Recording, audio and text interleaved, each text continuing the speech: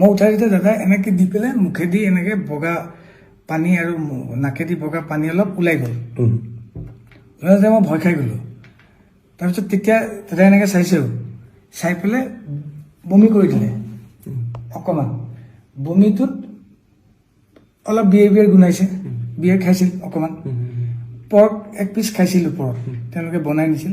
জুবিন গাৰ্গক অখাদ্য খুৱাই আচলতে মাৰি পেলোৱা হ'ল, এই কথাটো এতিয়া ৰাজহুৱা হৈছে। হয়, শেখৰ গোস্বামীয়ে যিজন লগত গৈছিল তেওঁ কৈছে যে এনেকুৱা ধৰণৰ কিছুমান খাদ্য খুৱাইছিল যাৰ কাৰণে জুবিন গাৰ্গে আচলতে বমি কৰিছিল, নাকেদি বগা বগা ওলাই আহিছিল।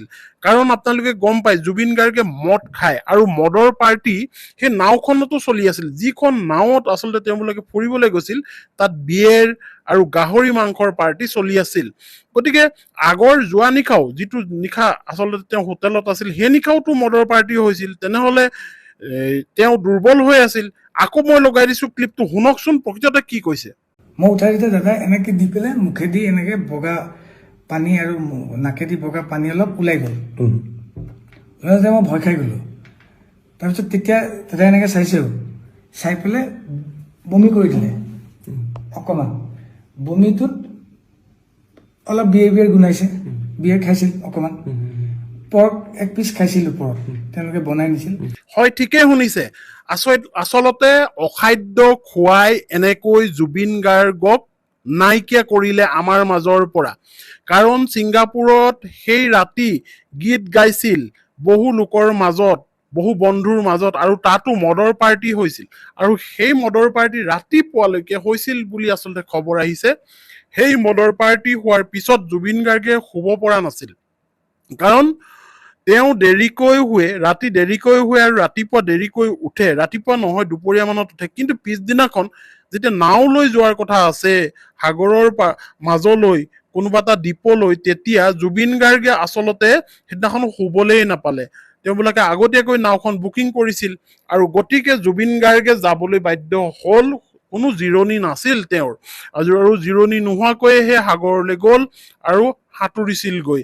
আৰু যিখন নাৱত গৈছিল তাতো ব্যৱস্থা কৰা হৈছিল গাহৰি মাংস, মদ, বিয়েৰ ইত্যাদি ইত্যাদি।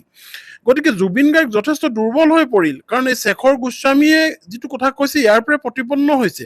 ইয়াত নকলেও হ'ব যে অখাদ্য খুৱাই এনেকুৱা কৰিছে বুলি, কিন্তু এক প্ৰকাৰ তেওঁ কৈ পেলাইছে যে সেই এনেকুৱা ধৰণৰ খাদ্যখিনিৰ কাৰণে যিখিনি ভক্ষণ কৰিছে, অত্যাধিক মদ্যপান কৰিছে, অত্যাধিকভাৱে তেওঁক গাহৰি মাংস হয়তো খুৱাই পেলোৱা হৈছে। কিন্তু এতিয়া এটা সন্দেহ হৈছে যে সেই খাদ্যবোৰত আচলতে কিবা আছিল নেকি, যিবোৰ খাদ্যই জুবিন গাৰ্গক অপকাৰ কৰিছিল, জুবিন গাৰ্গক অসুবিধা কৰিছিল। কাৰণ নিশাটো যেতিয়া টোপনি নাই, মদে খাই আছিল, তেওঁ যথেষ্ট দুৰ্বল হৈ আছিল। তাৰপিছত ৰাতিপুৱা আকৌ তেওঁক যেতিয়া সাগৰলৈ লৈ যোৱা হ'ল নাৱত, সেই নাৱতো মদ আছিল আৰু গাহৰি মাংস আছিল। তেনেহলে তাতো খাইছে। তাত খোৱাৰ পিছতো তেওঁ যথেষ্ট আৰু দুৰ্বল হৈ গৈছে। যেতিয়া সাঁতুৰিছে, সাঁতুৰিলেতো যথেষ্ট এনাৰ্জি লাগে, সেই এনাৰ্জিও তেওঁৰ দেহত নাইকিয়া হৈ গৈছে। অৱশেষত নাকেৰে বগা বগা ওলাই আহিছে, বমি কৰি দিছে। তেনেহলে সেই খাদ্যবোৰত কি আছিল? কিবা এনেকুৱা ধৰণৰ অখাদ্য যিবোৰ মানুহে খাব নোৱাৰে, এনেকুৱা ধৰণৰ খাদ্য তাত কিবা মিহলাই দিয়া হৈছিল নেকি? বহু কথা আচলতে পোহৰলৈ আহিব অনাগত সময়ত। কাৰণ শেখৰ গোস্বামীয়ে এতিয়া তেওঁ কান্দি কান্দি বহুত কথাই কৈছে, আপোনালোকে শুনিছে যে এই কথাটোত কিন্তু গুৰুত্ব দিবলগীয়া কথা। তেওঁ খোৱা বস্তুবোৰত কিবা মিহলি হৈ আছিল নেকি, যাৰ বাবে জুবিন গাৰ্গে সাঁতুৰি থাকোতে এনেকৈ বগা বগা আৰু বমি কৰিছিল, আৰু তেওঁৰ ওঠটো আৰু ভৰিৰ এটা আঙুলি নীলা হৈ গৈছিল। এইটো কিন্তু এটা সাংঘাতিক এটা সন্দেহৰ বিষয় আছে ইয়াত। ঠিক আছে দিয়ক, ভিডিঅ'টো এটা সামৰিছো।